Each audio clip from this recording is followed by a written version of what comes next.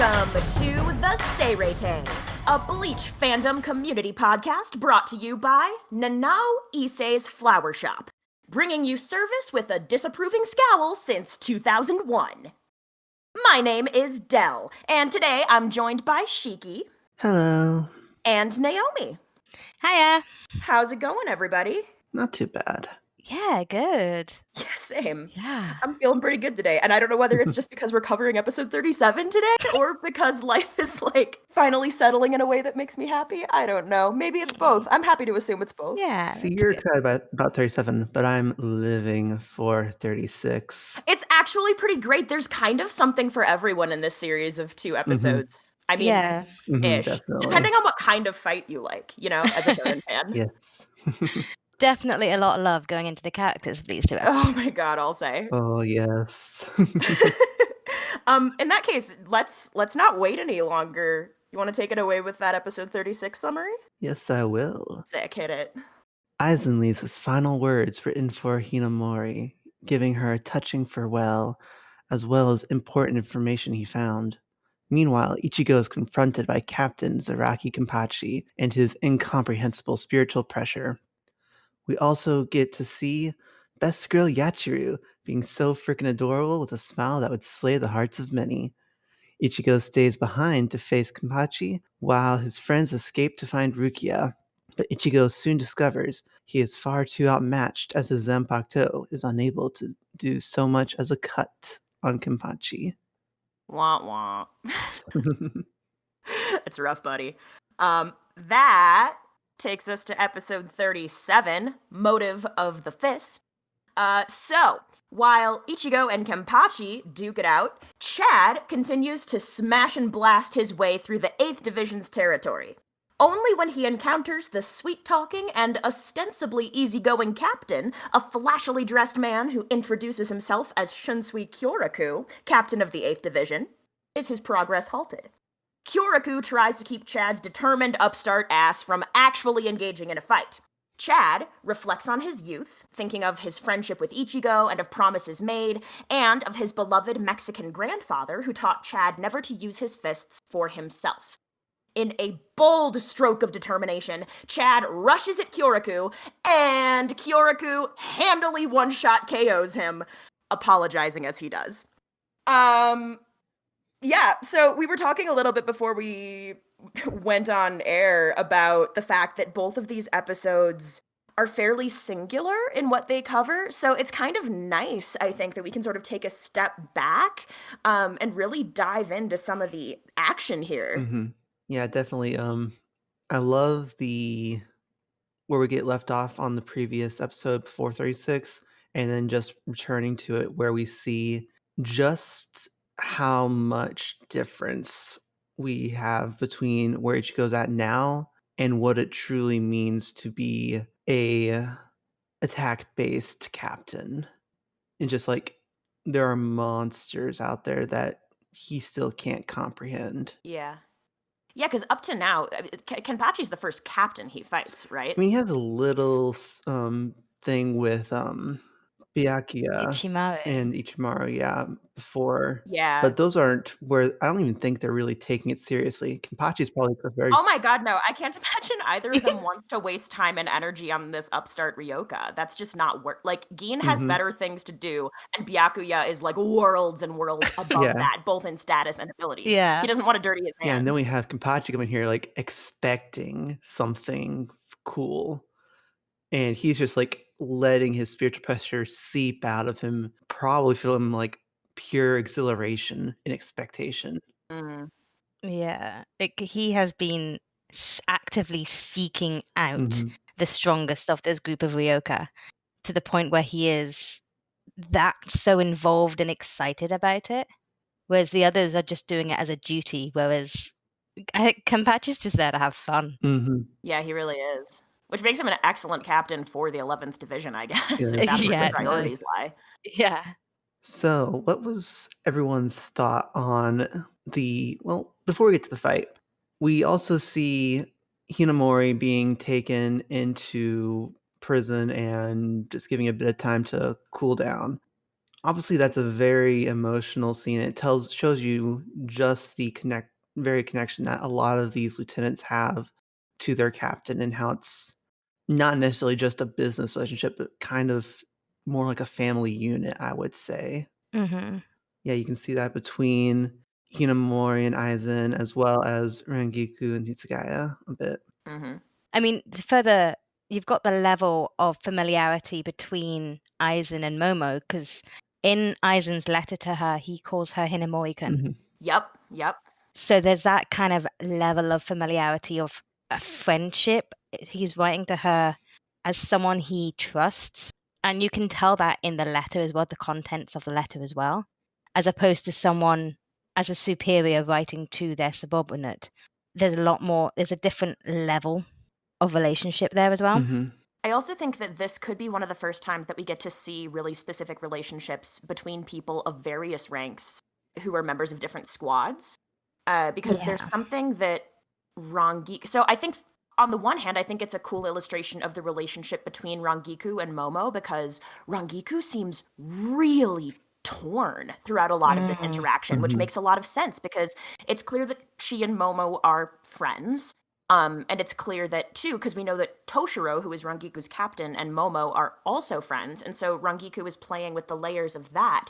But something that stood out to me in that interaction was Rangiku saying to Momo, with regard to the way that Momo just rushed at Gin without considering another course of action. She acted very impulsively. She snapped, as it were. Mhm.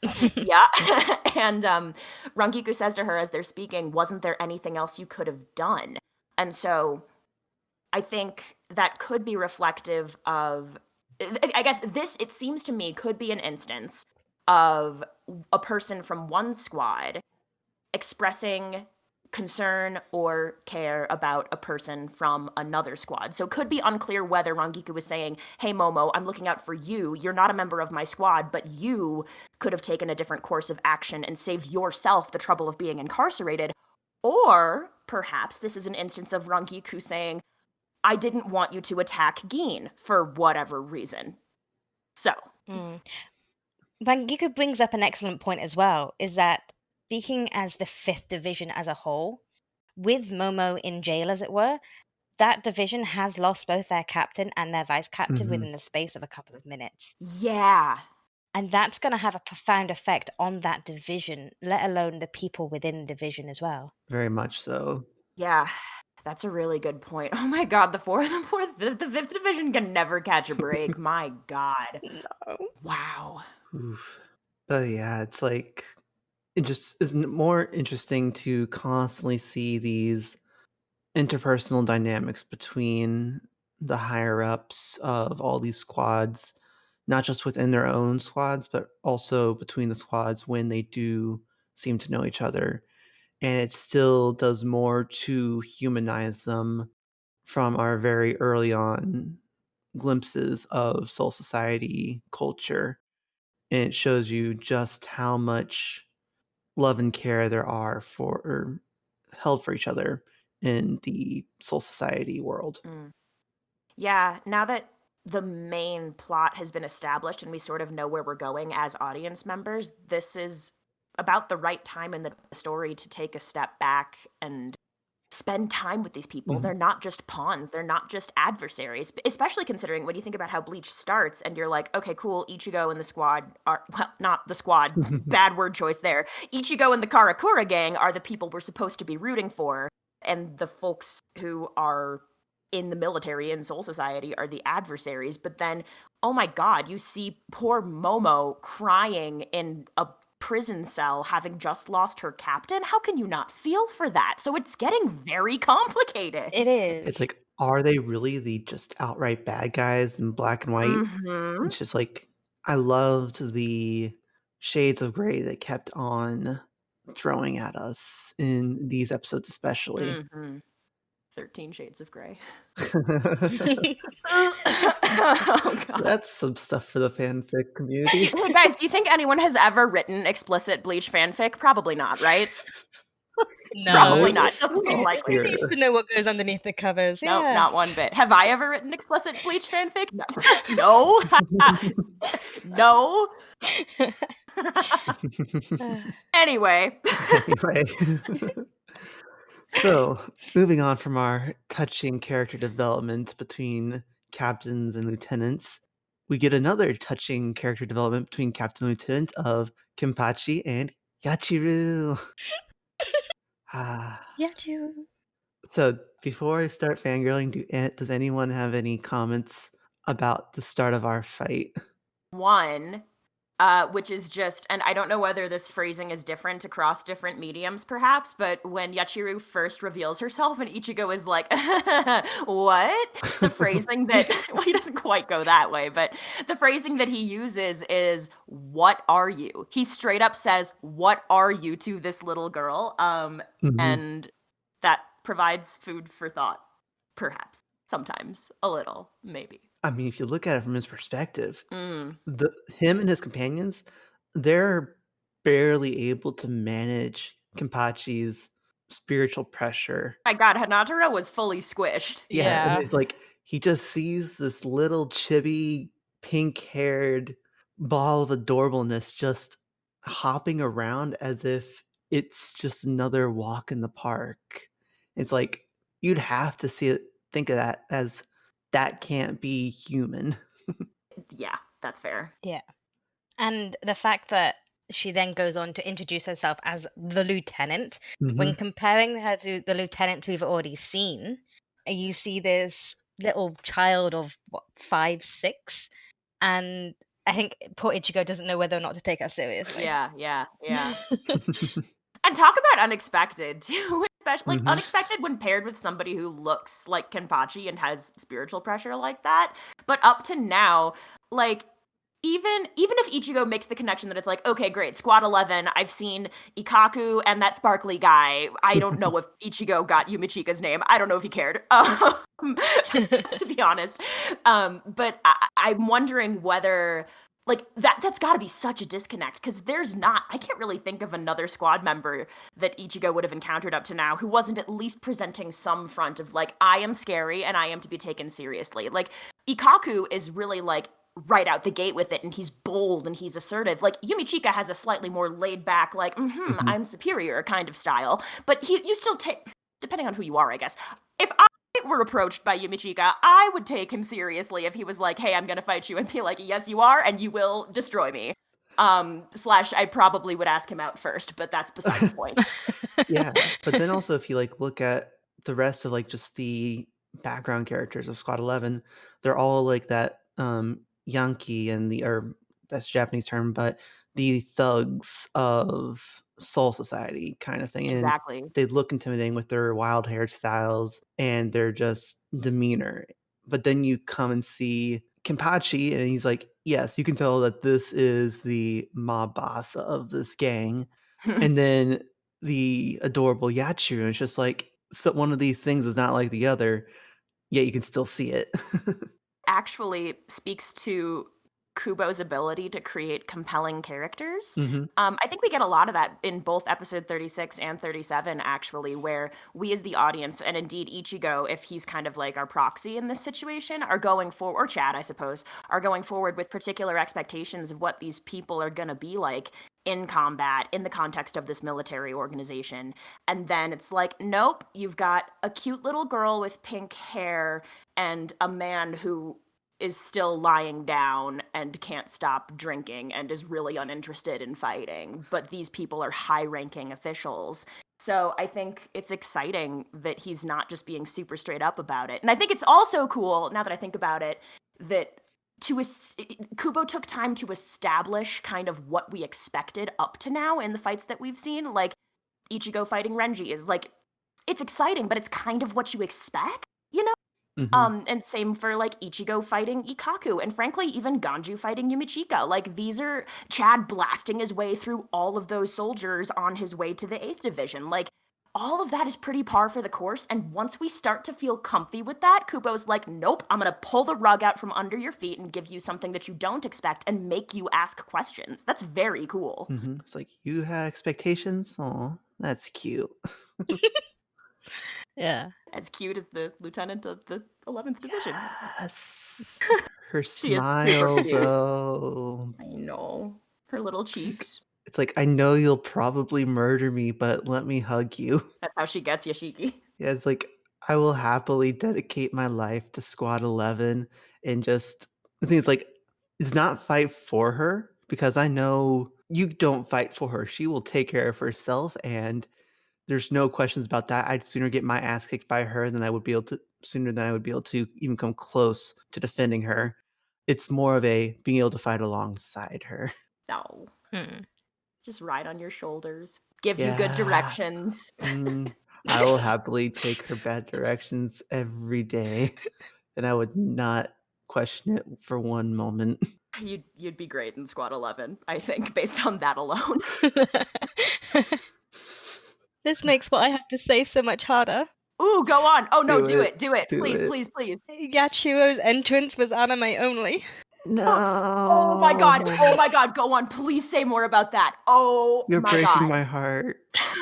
So I'm sending you guys the panels in which she's introduced, but literally that is her introduction. She literally just pops up and she's like, "Ooh, look!" like talking to Hanatara. He's drooling, and she does the whole jumping on Ichigo bit, and then she's just like, "That man's mad at me." Cute little pout. But there's none of this whole I'm Yachiro, the lieutenant of the 11th Division with her beauty pageant smile, all of that kind of stuff. It's still cute, but it's not as profound It's as the still anime had it. cute. I'll accept that. It's fine. I can't get it out of my head, the idea of Yachiro and Kenpachi together on one of those like children's pageant competition shows, and of course Kenpachi like is the parent in this situation, and he's like prepping her for little dances and doing her hair and her Just, like- makeup and everything. Yeah, telling her to not be afraid of the competition, but just like to murder them all or some shit like that. Kill the competition. Show no And then, mercy. like, She would just like actually do a little dance. So I guess maybe not. Oh my god, she does her own interpretation of the Lucky Dance, and Ikaku was her backup dancer. Oh my gosh. Oh. And like Kenpachi's there and his pep talk is go kill them all, and then Yumichika's in the background coughing and he's like, with kindness. So Kind of. Yumichika's not. We'll get to this later. I have a lot of thoughts about. I think Yumichika's actually a very cruel person. I like him a lot. He's one of my faves. I don't remember if I called him out in the very beginning of this podcast. He's in my top 10, easy. I really like him. I also want to say that he definitely does Yachiru's makeup in this situation. Oh, definitely. Just making sure. I just had a thought. I don't know if it would be wonderful or wouldn't work out well, but I would want to watch it nonetheless. But a father-daughter like Dancing with the Stars with Kenpachi and Yachiru kind of thing. And Ishin and Yuzu can do it too. Who else has kids? Most people don't have kids. Tugging at the That would be heartstrings. such a I wonderful, know. like, just spin-off fluff episode. Right? Or just somebody just needs to write a fanfic of it. Oh my god. Just Please, I will. Or artwork. Yeah. We always ask for fanfic. Can we ask for like a fan art now? And this is what Absolutely. If someone does that, I will take it. I'll screenshot it. I'll post it on my wall. I just love fluffy moments with people that are not otherwise fluffy. I think it's so charming. Mm-hmm. I think it's cool that we get an explanation of what Kenpachi actually means in these episodes, and that comes from poor squished Hanataro after Ganju picks up his ass and gets both of them out of the vicinity of that really intense spiritual pressure. Yeah, and it does give you more insight to like how different it must be for different squads to select their captains and lieutenants.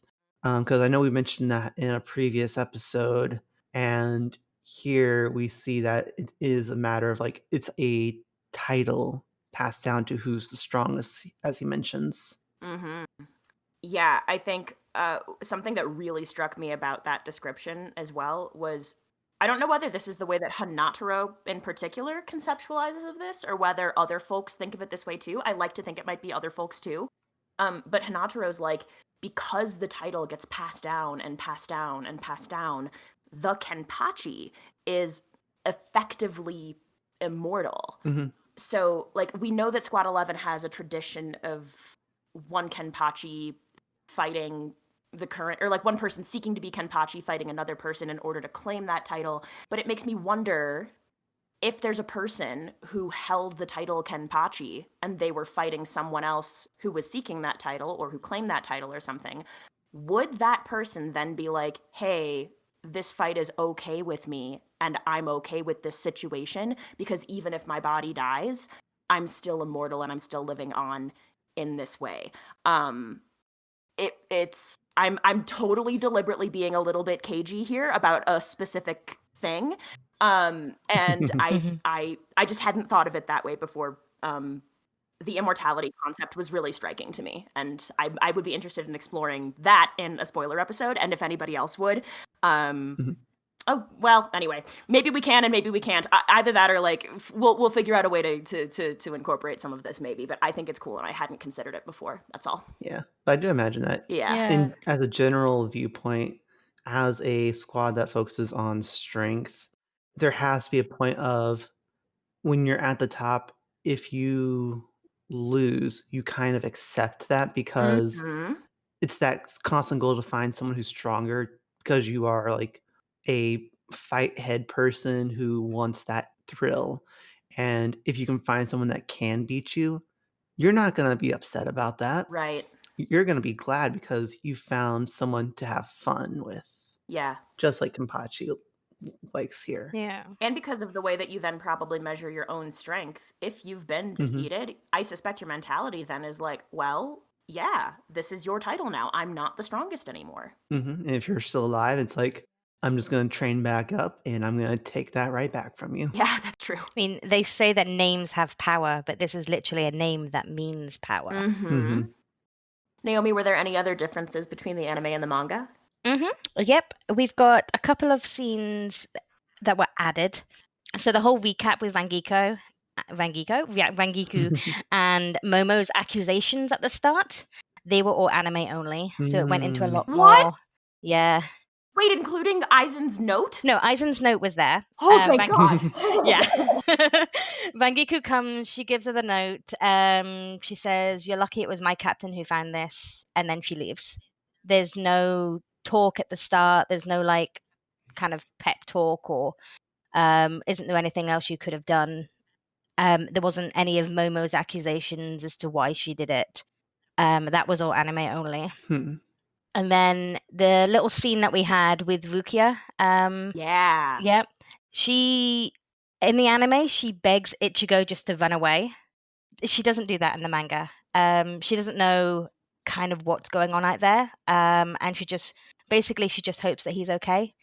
She doesn't say run away or anything. And this is still, just to confirm, because this is actually something that I was like, what about when I was watching? So, unless I misunderstood, Rukia could feel Kenpachi's spiritual pressure through the Seki. That's a thing, right? That's not just me. Yeah, that's Okay. That's what I got from it as well. Okay, that's the case in the manga as well, Naomi? Just refreshing my memory. Yeah, no worries. There we go. I feel a lot of spiritual pressure today. If I can feel it here inside this tower made of Seki, it must be incredibly strong. Okay. Is there a captain nearby? So she doesn't know it's Kenpachi. She just feels a spiritual pressure. So she can't determine whose it is. I think I like that line better because it tells you that it's not just the power hungry Kenpachi, but it could be any captain that has. Yeah. Well, she even thinks it could be Ichigo. Yeah. It's like, could it really be you, Ichigo? Where are you now? Mhm. And it's literally just a page, and there's none of this run away. You're not gonna beat Kenpachi type deal. It's just a kind of reflection of what is going on out there. I think I would prefer that much better. And then the final difference I had is in the anime, Kenpachi says he's been waiting days for this fight. In the manga, he's only been waiting all night.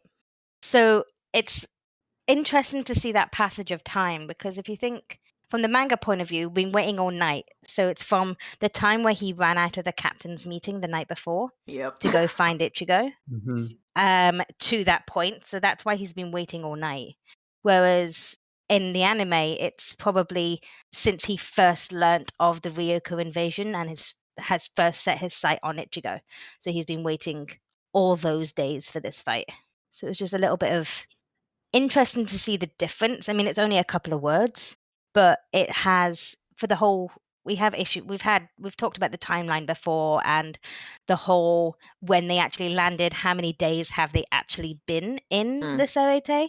Because this is probably only their second day manga-wise that they've been in the Seireitei. The one night they stayed was the night that they stayed in the sewers, recovering from the fight with Renji.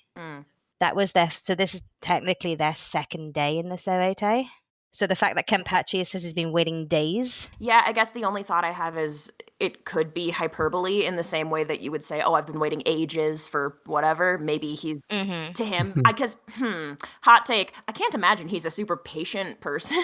So perhaps he has only been waiting, 24 hours or less, but he's like, oh my God, it's been Just days. like a child. And he's also been running around at length, taking wrong turns.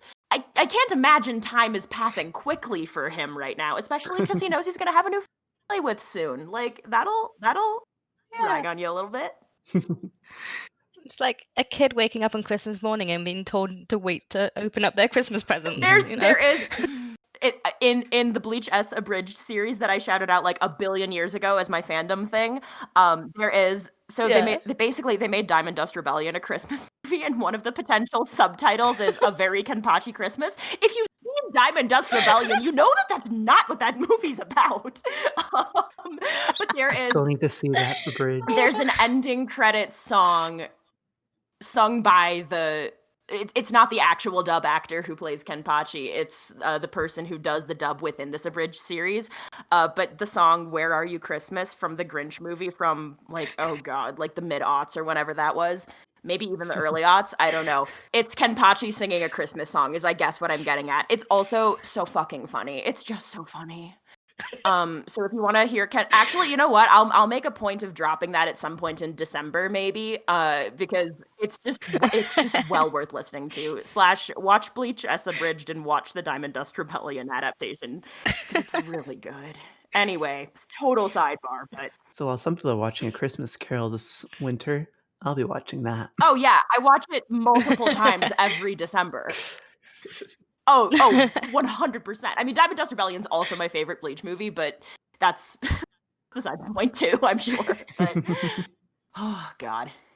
Anyway, does anyone have anything else to say about episode 36? Can we talk about the ending? Yes! Title? Yes, we can! Oh, yes, we can! Oh my gosh.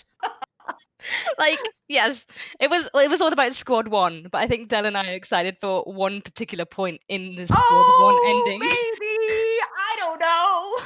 Maybe! Like, yeah, there was a certain part of this Squad 1 where you see the captain of Squad 1, Yamamoto, and his lieutenant. But there's a flashback where you see 2 students from the academy. One looking... Yeah, they're not super recognizable, I will say, at this point. No.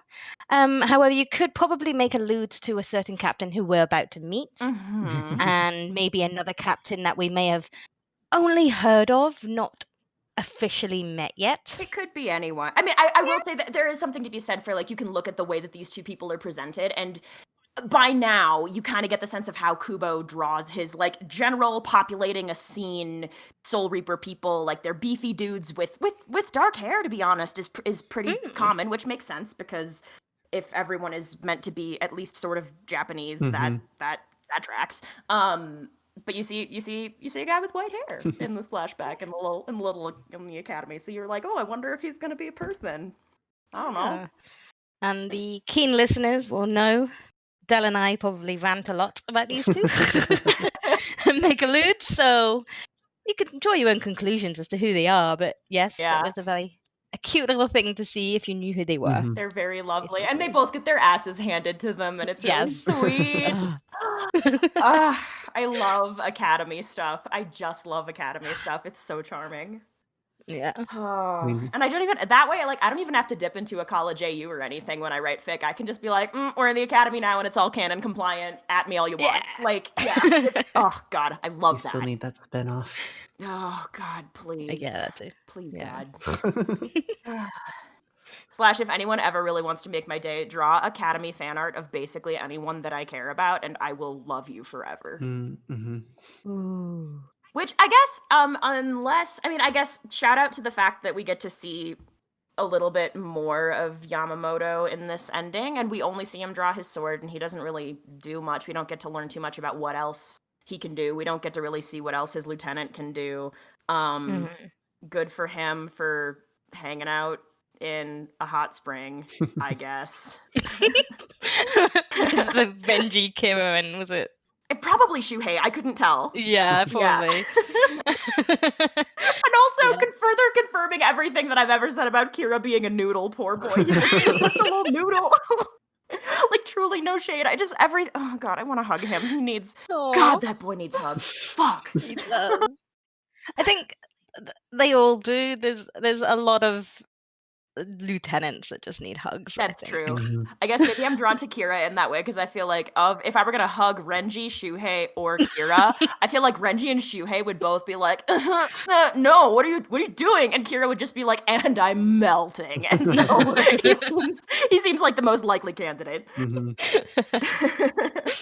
Yeah. So I guess we can shift gears to episode 37 now, which is pretty much, it's occupied by Chad's flashbacks. That actually takes a pretty considerable chunk of time within these episodes. And then, of course, like, I even hesitate to call it a fight because on the one hand, Kyouraku is trying to avoid actually entering into combat with this boy most of the time. By instead offering a minor alcohol. Yeah.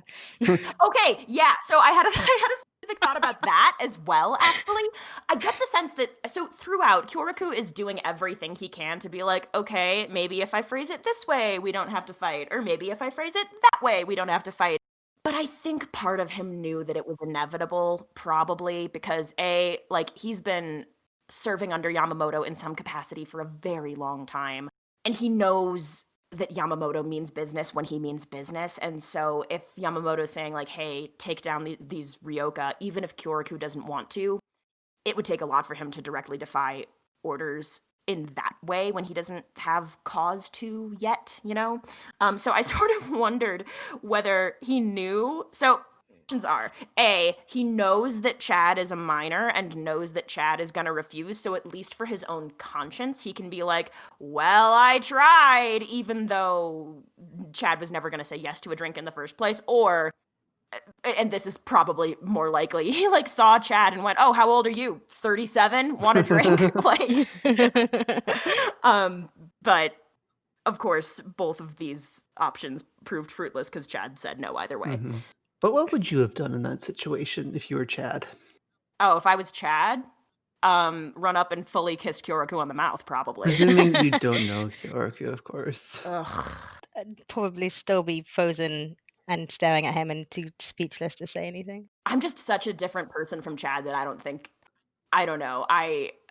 The idea of just like running up to a captain and being like, I kept a promise to my friend and so I'm gonna punch you is not the way that I engage, really. So I don't feel like I can answer that question. I feel like if I was in a situation and if I had like a very good sense of what kind of person Kyouraku was, and I could just tell he was trying to relax a little bit there, I probably would have taken him up on that offer to drink just for a hot minute for a break, because I imagine after all that fighting, no matter how sturdy Chad was, he probably could have used a small drink break.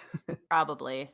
I wonder if Chad has ever had alcohol, though. He's a very, like, capital G good kid. Yeah, he's a very good person. I feel like he has not tried alcohol up to now. Yeah, even when he was probably back as a little bit of a thug, he probably didn't go that far for things. No, I don't think so.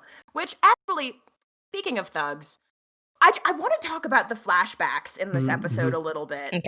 Okay. Who the fuck is this full adult harassing a middle schooler to the point of near death in Karakura Town? What is up with that? Does anyone have thoughts about that at all? Because I like forgot how extreme it was, and I forgot that like this guy, what's in it for him? Why does he care so much? I couldn't find, unless I'm forgetting something, but I was really shaken by that. It was extreme. It was, and it's like without knowing why, like, is it like people have picked on Ichigo before being a bit different?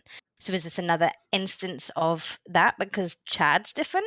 Maybe. That's my best guess. Like, this is definitely a part of. I feel this is part of some culture that I personally am not aware of and have not been exposed too much for like Japanese culture. Because I do know this kind of theme is common in some like 2000s and 90s anime that focus around school and action. But it's just something like I have not seen it in actual like news or mainstream media of Japanese culture. So I'm really not sure like what kind of basis of reality it's based off of, if anything. Yeah. I didn't get the sense that it was necessarily, well, I mean, I can't speak to whether it's super realistic or not, I guess. I mean, Chad looks older than he is, and he has for a long time. But I just couldn't get over the fact that like this dude with his wacky ass face jewelry, who like this guy's gotta be at least 30, I assume. Like this is a person with. But keep in mind, we also see these people and they look a lot older than they are portrayed. So he might also be a middle schooler or a high schooler, maybe. You think a middle schooler has a facial piercing like that? Really? I mean, maybe. I guess I don't want to say no. There's a lot of like rebel things. I imagine. Wasn't he like balding? I can't remember. I mean, I've heard some like, or I've seen in some anime like where you have like that school of delinquents and they have their hair colored. Oh dear, oh my, how horrible that your hair isn't black in Japan while you're a school kid. So I imagine there is like some like school in Karakura Town where it's like, oh, that's where all the delinquents are, and don't go near that school. Yeah. Yeah, even so, I like judging by this image from the manga, he's not a middle schooler. Oh boy. Okay, so he has a fandom wiki entry. I guess he's also known as Weasel, Yokochin, this guy. He's the leader of a local gang of thugs. Yo, you're right, Shiki. What it says is he is a tall and I mean this is awfully judgmental of the Wikipedia page, but whatever. Yokochin is a tall and unattractive teenager. His dark brown hair is made in a cornrow style, and he also sports a thin mustache. You know, maybe that's what it was. I was like, I don't know many high school boys who can grow successful facial hair, but whatever. He has piercings. Oh boy. So he and his gang. Oh yeah, I guess those were school uniforms. Those totally were. Oh yeah, it's maybe, I guess it's the cornrows, which I was like, oh, that's a receding hairline. Nope, it's just bad cornrows. Yeah. So he's a high schooler. Jesus. He just looks so much older. Time has not been kind to this man. Like, if that's him as a teenager, what's he going to be like in another 15 Oh, do you want to know years? something really fun? The guy that voices him, I only watched the sub, but the guy that voices him in English is the same guy who voices Aizen. That's pretty great. That's pretty great. I mean, he's a very versatile voice actor, so I'm not shocked by that, but it's funny. That's funny. Yeah. Okay, well, there's the answer to that. I guess that answers the question of like why they were beating up on him so hard. If they know each other from school, then it makes a little more sense. It's still really but then fucking he's extreme, in also my a high opinion. schooler, you said, right?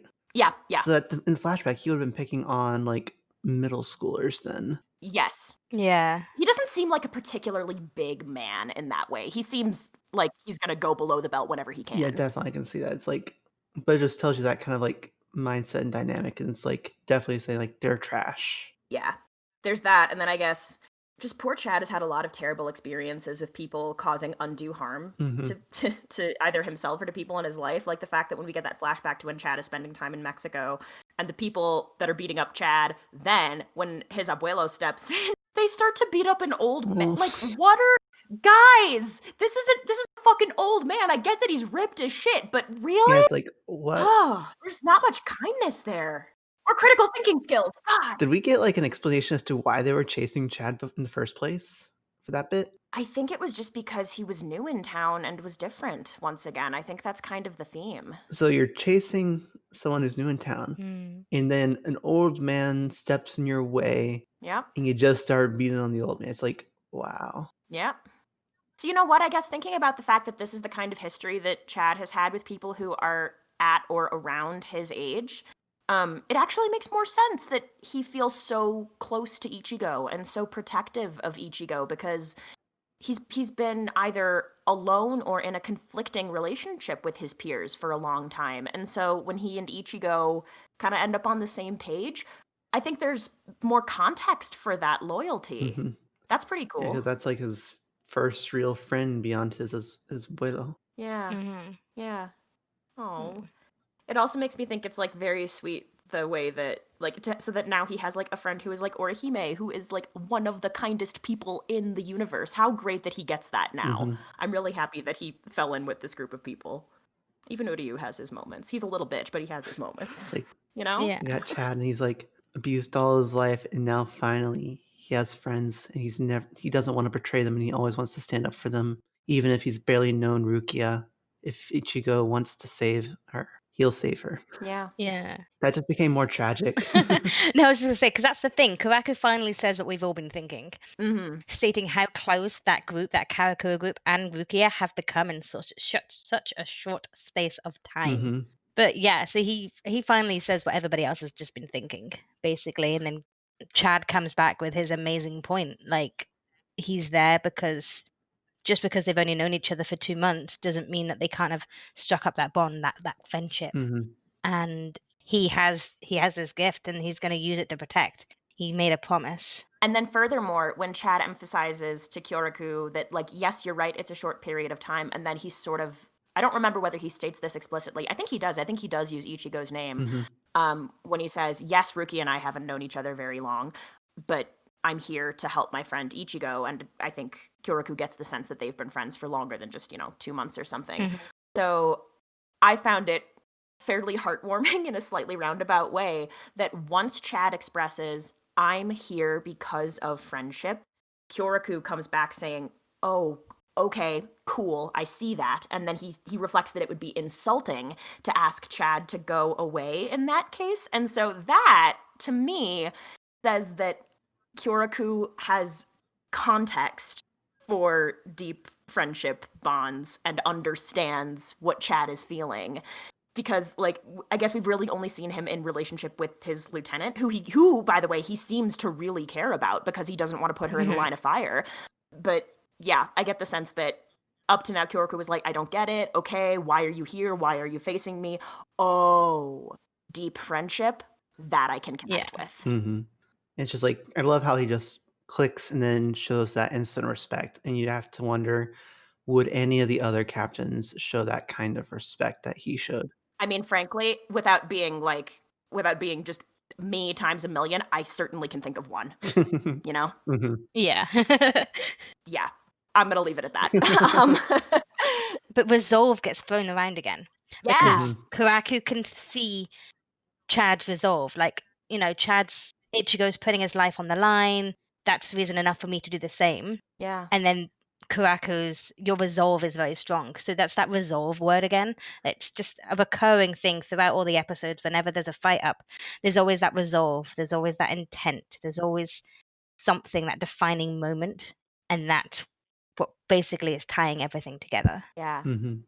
And I also want to highlight that once Chad finally decides, okay, I'm going to do this, and he starts to rush at Kyoraku to deliver what he, I think, intends to be like a finishing blow. Nice try, Chad.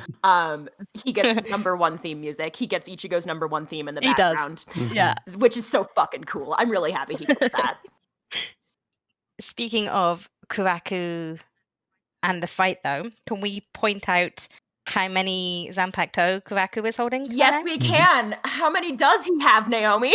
He has 2. So yeah, up until this point, we've seen a variety of different Zanpakutos that people are holding, but we have never seen somebody hold 2 Zanpakuto, which does get more explained in more detail further the more you watch and the further we go in.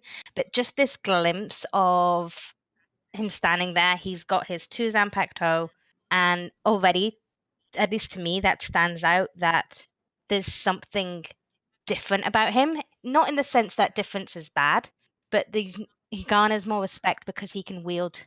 He's dual wielding, basically. Yes, he is. Yeah. Mm-hmm. Yeah, and we can circle back around to this more, or not, but I think that duality is actually a really big theme for this individual.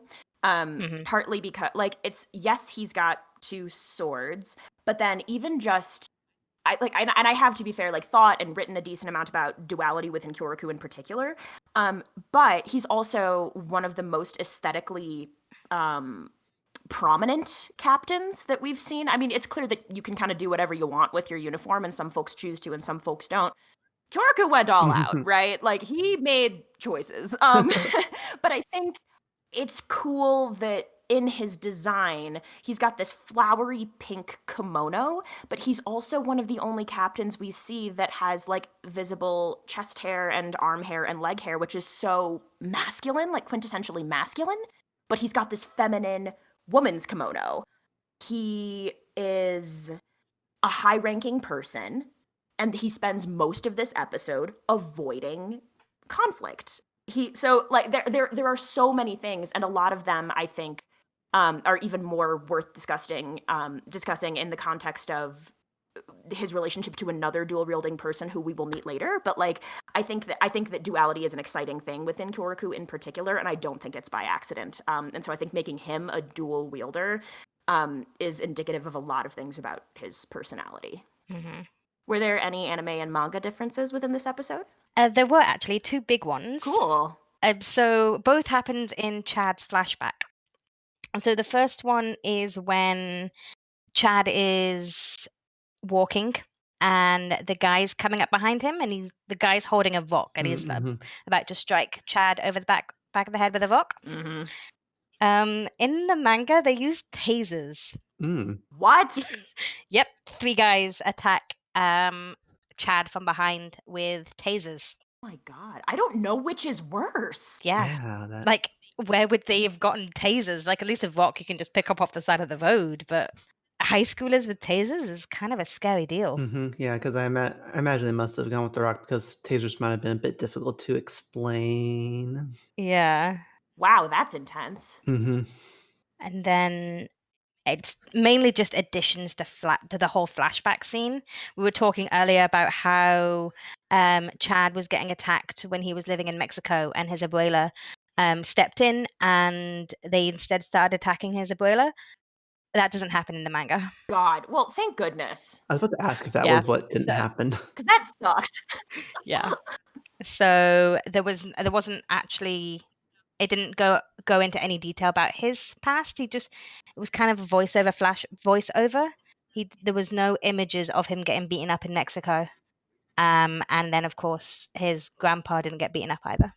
I like to think that he might have more positive associations with his time in Mexico with his abuelo then. Ugh. Oh, actually, in that way, I wanted to highlight one more thing about, I guess I spent my time watching this fight thinking about really specific similarities and differences between Chad and Kyouraku, and how many of these things Kyouraku, who is very perceptive, was able to clock on Chad. And I did just want to acknowledge that, as was emphasized in the scene when Yokochin was trying to beat up middle school Chad, that Chad keeps a family heirloom on him at all times. And what I'm going to say about that is, if you know, you know. So that's cool. I think that's kind of all I have in terms of stuff I wanted to talk about in this episode. And I guess I've fangirled enough too. So. There was a few little attentions to details that I liked in this episode, actually. Like the title card, when it popped up with episode 37, the background was Kyouraku's kimono pattern, which I thought was a nice touch. And Kyouraku calls Yamamoto Old Man Yama. Yeah, Yama-ji! Yep. Yeah! Which, again, it's hinting at another level of familiarity between yet another 2 different squads. Yeah, that's You've true. got the captain commander of the Gotei 13 and the captain of 8th blatantly just calling him Yamaji, Old Man Yama. So it's that kind of contrast again in superiority. I can't speak today. Superiority with their familiarity there as well. This from a man who also calls his lieutenant Nanao-chan Nanao-chan. ad nauseum. Yep. Oh my god. Also called Rukia-Rukia-chan. Yes, he did. Yes, he did. Yep. So it's not just Nanao he calls Chan. It's No. It's all the cute girls. It's probably safe to assume any female. Yep. Probably. Yeah. And then, of course, we had the ending, which was Squad 8. Yes, it was. With basically Kyouraku sleeping the whole entire thing. Oh my thing. god, over and over in a bunch of different places. He's either sleeping or completely shit-faced, and like those are the options. until he needs to step in and rescue Nanao. And Right? I'm sorry. I like Nanao, and Nanao could have probably handled herself. She's not a lieutenant for nothing. Yes. Just saying. But maybe different people have different skill sets. Yeah, true. But still. Yeah. Yeah. Yeah. I mean, we'll get to this later in this arc, and I'm excited to talk more about it later, but like thoughts about Nanao in combat and Kyoraku's attitude towards that. I think it's one of the most fascinating captain-lieutenant relationships because of how specific it is, and I'm looking forward to unpacking more later about that. Yeah. Definitely, yeah. Yeah. No, he so far we haven't seen much of them interacting. It's either like him flirting, him being showy as hell, or her being like, I want to do this thing, and him being like, no, I'm not letting you. That's kind of what we have. It's unexpected and exciting, I think. Sick. Does anyone have anything else to say about 37? Nope. Sweet. Then shall we move on to delving into the Dangai? Yes. So for this week's bit of news for Delving the Dangai, we have an interview with Mr. Kubo and the director Kawano of the anime Burn the Witch. The tweet says he talked a lot about the backside of the project, where the original and the animation are released almost at the same time, and the creative commitment. So we'll have that linked in the description of the podcast. Pretty cool. Thank you for that. So then, shall we move on to our awards section, folks? Our Shinigami Cup Peroxide Edition. Yes. Yep. Who wore it best this week, everybody? Who wants to go first? Mine is... I'm just going to be repeating myself and shouting into the void about how much I love this man, but I have to be super straightforward, and I just have to give it to Kyouraku and everything. It's the kimono, it's the hat, it's the hairpins, it's the blue satch, it's the fucking deep V. Like, this man has styled himself, and I'm not saying it's all working, but boy does he make choices, and I can't help but love him for that. I also just think he's really fucking sexy, so that's my who wore it best. So for mine, I had Yachiru wearing Ichigo as a stepping stone. Aww.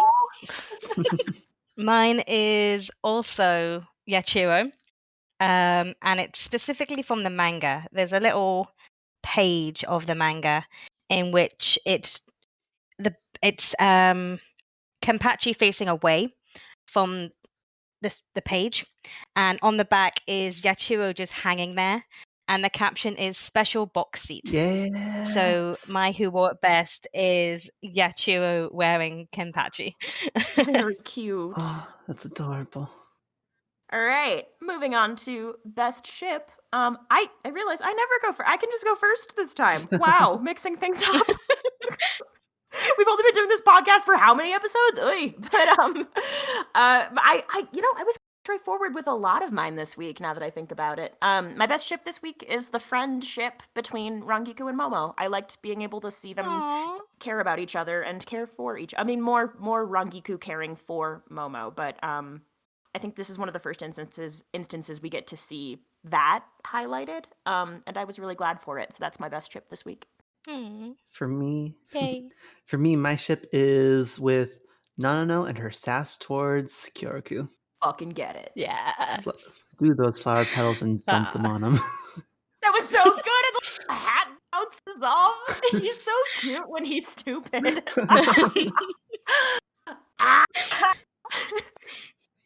Which really greatly leads into my ship, because my ship was Kyouraku and the Roses. Yes! Yeah, just the way he's just sitting in that roses with his Sugesta. Is that that's the type of hat he wears, isn't it? It's a Sugesta hat. I don't actually know don't what know. it's called. I think I researched it for a fanfic, and I'm pretty sure it's a Sugesta. Oh, good. You know, that's because all the fic that I've written is basically pre-Captain era, so I've never had to write his hat in even once. And yeah, so that's the ship. It's just him and the roses. No. Reminding everyone to just stop and smell the roses, because that's the type of person he is. Yes. Yes, he is. Roses will make you sleep. Yes. So next, double take.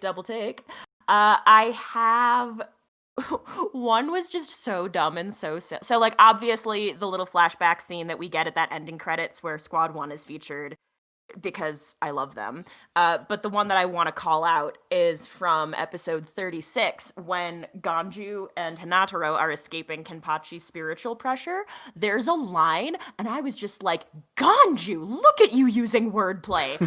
Where Hinataro is squished by the spiritual pressure, basically can't move, RIP. And Ganju is looking back at him and he's like, ugh, Hinataro, you are such a handful, and then picks him up and then carries him away. I was like, I assume it was deliberate, but like, oh, Ganju having layers. And I also just thought it was really funny. So that was my, I did go back and be like, did you actually say that? Indeed, he did. That's my double take. For my double take, I had Yachiru's smile. I went back to that many, many times because it warmed my heart. Aww. So mine is from the manga again, and it's an omaki. So at the end of each chapter, there's a little side story, and this side story is called Meanwhile in the World of the Living, Series 1. Oh boy. And it stars a student named Hirayama, who is the assistant captain of the craft club. And he's basically lamenting about why the captain, who is Ishida, and Orihime aren't at their craft club summer training camp. And then it's basically they can't get in touch with them. What kind of teenagers don't have cell phones in this day and age? Neither one of them. And Takahara, who is another member of the club, says that Orihime is no good with machines and Ishida is poor. Wow. Which is hilarious if you know who Ishida's family is. Wow.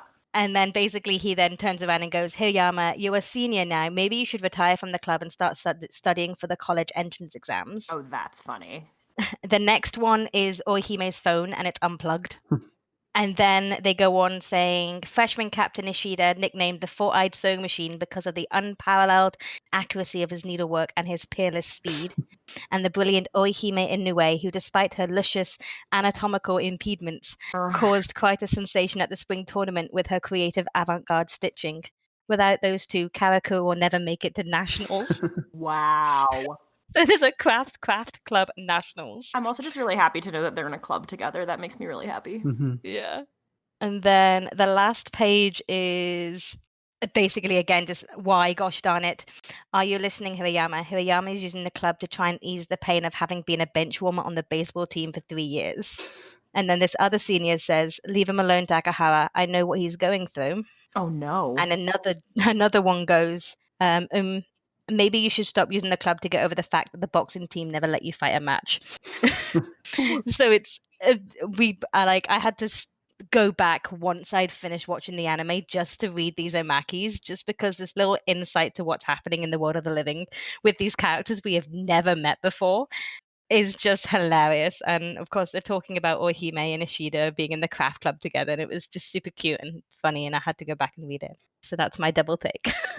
Criticism is the assumption that you only turn to the arts if you've been rejected by sports, but whatever. Speaking of arts, fandom shout out? Yeah. Keeping with the trend, Del, you go first? Sure. Yeah, I'm happy to. Oh boy, I'm really happy that I get to shout this artist out because she's someone that I followed on Tumblr for a really long time. I think of her as like a huge pillar of the Bleach fan art community. This is HollyOakHill on Tumblr. And she mostly, I think, is known for drawing Kyouraku and Dukitake, not necessarily together, but often, yes. I just really like her style, and I like the fact that, like, she is... So I'm going to drop a couple things in the chat real quick. It's a cool mix of... I think she does a really good job of being both reverent and irreverent towards these characters that we all really know and love. She draws them in modern clothing sometimes. She draws them in silly situations sometimes. She also draws them looking, like, handsome and dapper as heck. It's just a really lovely... It's a really lovely homage to these characters that a lot of people feel very strongly about. And I just like her style a lot. Like, I truly, no words I can say can do justice to what she's done for, like, the way that I think about these characters visually and in relationship to each other. Yeah, she does really cool stuff, so I can't recommend enough giving her a follow. I love her work. They're Yeah. amazing. So that's Mhm. HollyOakHill, all one Oh. word, on Tumblr. And we'll have links to all that in the description, so go check her out, please. All right. For my shout out, I have a cosplayer on Instagram, summerdru. This is a gender bent Ichigo. I think she did a really good job. My god, I love the hair! This is genius. This Oh, is genius. I wow. love this. Oh my god. Yeah. Oh my Yeah, I gosh. saw this on Instagram and it was just like, ooh, I like that I a like lot. the way that she's done the red sash as well. My gosh. And, like, I'm following her right now. Yeah. Like, oh my, the extent to it, like, I've said this before, but, like, follow and support cosplayers of color, please. Because a lot of the time there's gatekeeping when it comes to cosplay, and that sucks because we all have bodies Yeah. and we should all be able to express ourselves however we want. So, like, this is so fucking cool. Please follow her. She's not even my shout out, and I'm already in love. Dope. Oh, yeah. That's amazing. Show the love where it is deserved, and it is very much so deserved here. Absolutely. Yes, definitely.